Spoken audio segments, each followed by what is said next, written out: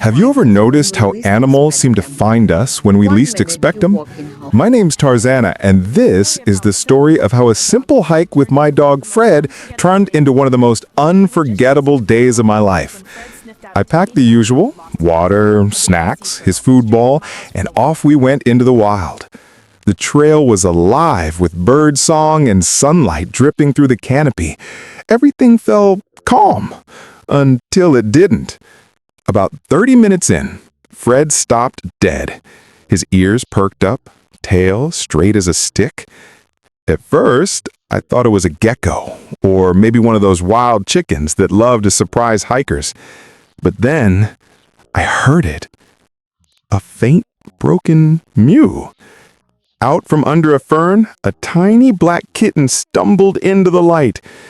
She couldn't have been more than a few weeks old. Fur dusty, eyes too big for her face. But she didn't hide.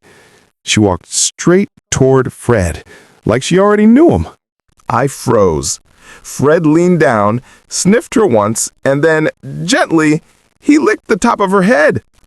That tiny motor sound filled the air, purring. My heart melted right there on the trail. There was no way I was leaving her behind, so I tucked her into my backpack, right on top of my water bottle, and we kept hiking. Every few minutes, her little head would pop out, ears twitching at the sound of waterfalls in the distance. Fred kept looking back at me like, "You sure this freeloading fuzzball is coming with us?" I laughed so hard I nearly tripped over a root. When we reached the waterfall, she climbed out and sat on a rock, blinking at the spray like she was watching magic come to life. Fred, of course, jumped right in, sending water everywhere. The kitten gave him this tiny, offended glare before moving on to my towel like a queen reclaiming her throne.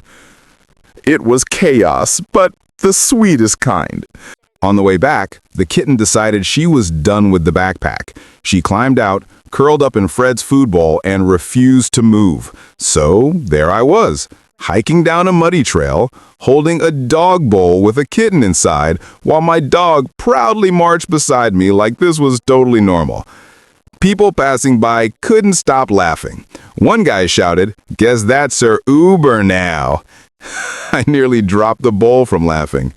By the time we reached the car, the three of us were covered in mud and exhaustion.